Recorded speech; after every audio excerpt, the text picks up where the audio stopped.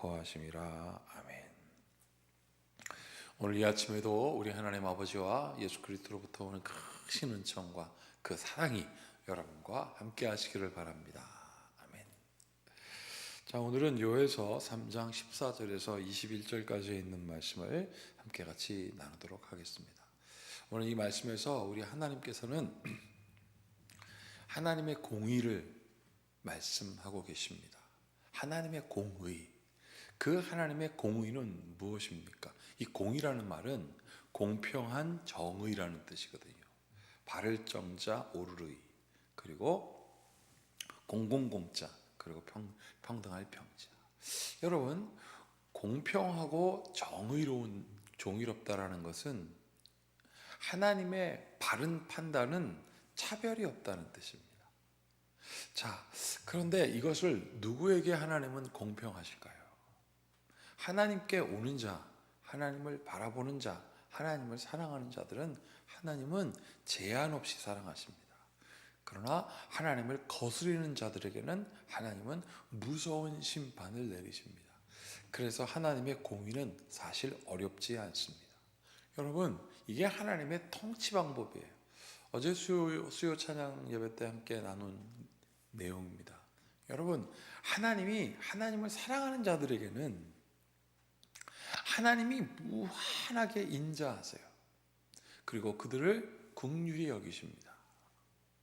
그들은 하나님께 돌아오는 자들이기 때문에 그래요. 그러나 하나님의 자녀였음에도 불구하고, 또 하나님을 믿는 자였음에도 불구하고 하나님으로부터 멀어지면 하나님은 그들을 계속 부르시죠. 그럼에도 불구하고 멀어져 세상에 접하면 하나님은 그들을 심판하십니다.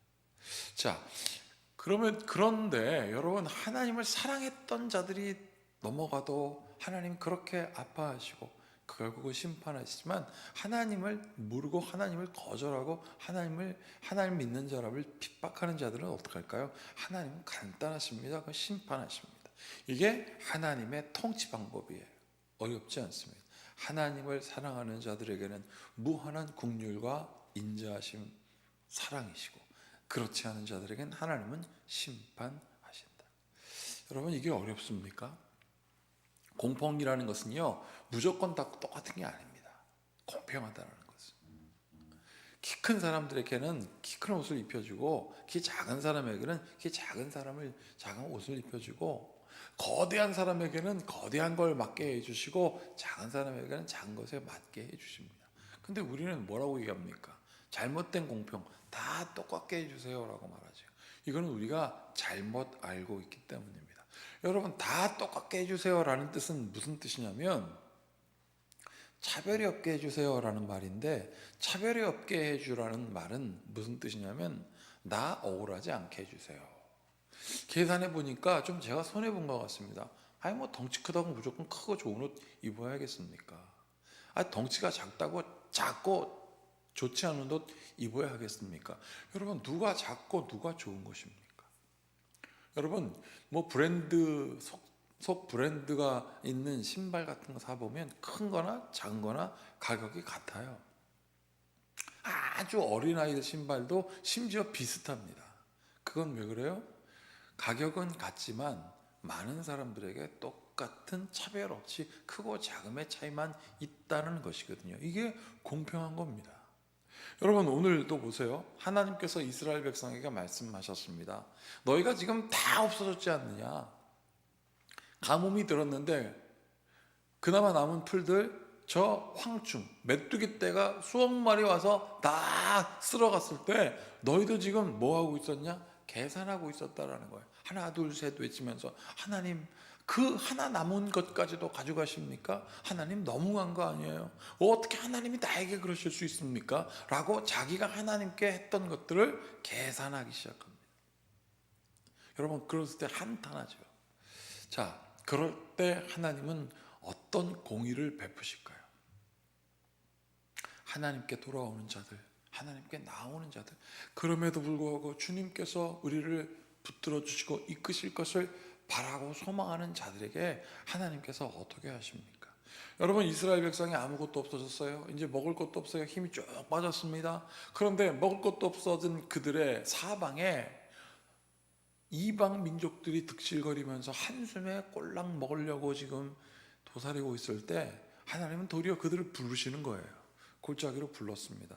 여기 보면 14절에 보면 사람이 많으며 이렇게 되어 있거든요. 심판의 골짜기에 사람이 많으며 라고 되어 있습니다. 이것은 이스라엘을 한 번에 먹으려고 했던 그 이방 족속들을 다 모은 거예요. 그러니까 이게 뭐냐면 잔치상을 베풀어 놓고 우리 이제 먹을 건 없지만 잔치상을 베풀어 놨으니 와서 다 먹어라 라는 것과 똑같아요. 그러니까 그 이방 사람들이 다 모여서 여기 사람이 많으며 라는 것을 찾아보면 웅성거리다라는 뜻이 있거든요. 웅성거리는 꼭 있습니다. 여기서 도대체 무슨 일이 있는 거야? 너도 왔어? 나도 왔어? 아니 뭐 이거 쉽게 먹게 생겼네. 여러분 그렇게 막 웅성거리고 있을 때를 오늘 성경은 뭐라고 얘기하고 있냐면 심판의 골짜기에 여호와의 날이라고 되어 있습니다. 웅성거립니다. 이게 도대체 웬 떡이야? 이러고 막 있는데 여호와의 날이 가까웠습니다. 15절 보세요. 해와 달이 캄캄하며 별들이 그 빛을 거둡니다. 갑자기 웅성거리는데 갑자기 빛이 없어졌습니다. 깜짝 놀라죠. 그런데 그 어둠 속에서 16절 보세요. 여호와께서 시온에서 부르짖고 예루살렘에서 큰 소리를 내시리니 얼마나 깜짝 놀랐을까요, 여러분? 하나님의 심판의 목소리가 우리가 내는 소리와 같겠습니까? 대군이 막 몰려오면 땅이 진동한다고 하는데 그것과 비교가 되겠습니까? 하나님의 심판의 목소리가 여기 뭐라고 되어 있습니까? 하늘과 땅이 진동한답니다. 그러나 여호와께서 그의 백성의 피난처 이스라엘 자손의 산성이 되시리로다. 할렐루야. 여기가 뭐야? 이거 왜 모였어? 우리가 홀랑 먹으려고 그랬는데 잔치까지 베풀어졌네. 그러고 다 모인 사람들이 웅성웅성거릴 때 불이 없어지고 여호와의 소리가 막 외쳐질 때 이스라엘 백성들에게는 어떤 것이라고요? 하나님의 선택한 백성들에게, 그리고 우리가 하나님을 사랑하니 그 사랑하는 하나님의 백성에게는 어떻게 한다고요? 산성이 되신답니다. 딱 알맞는 옷을 입혀주신다는 거예요. 이게 하나님의 공평입니다. 하나님을 거스르는 자들은 심판하시고 하나님을 바라보는 자들은 안전하게 지켜주시니 우리가 무슨 걱정이 있겠습니까? 그런즉 17절 보세요. 그런즉 너희가 나는 내 성산 시온에 사는 너희 하나님 여호와인 줄 알 것이다. 여러분 도대체 어떻게 알았을까요? 어떻게 알았을까요? 들은 겁니다. 아는 거예요. 모여서 웅성웅성거리고 빛이 탁 없어졌을 때 하나님의 심판의 목소리가 들려올 것이라고 아는 거예요. 여러분 그때는 우리가 어떻습니까? 다 하나님이 계획한 대로 되니 오히려 안전하시다. 그 깜깜한 중에서도 길 찾아 갈 수 있게 되는 거죠. 사랑하는 여러분, 우리에게 닥쳐진 어려움이 있을 때 지혜자들은요 하나님의 음성을 듣고자 합니다. 하나님 왜 그러셨어요? 라고 불평할 수도 있어요. 하나님께 투정 부릴 수도 있습니다. 그러나 대상은 하나님이어야 돼요. 그러면 하나님이 선택한 자들은 하나님이 긍휼하심과 인자하심과 자비하심이 무궁하다 그랬거든요. 그 하나님이 들으십니다. 그리고 괜찮아 라고 말하십니다. 그러면 그때 우리가 어떻게 돼요? 세상이 이해할 수 없는 평안을 누리게 되는 것입니다. 그러면 그때 하나님의 음성을 들었으니까, 하나님께서 말씀하셨으니까. 여러분 근데 여기서 중요한 것은 그것을 믿느냐 안 믿느냐예요. 하나님을 사랑하는 자들에게는 하나님께서 무한히 자비를 베푸십니다. 이거 맞아요. 그렇지 않은 자에게는 하나님이 심판하십니다. 하나님의 통치 방법이 분명해요. 그런데 여기서도 중요한 것은 무엇이냐면 남아있는 자들, 끝까지 남아있는 자들.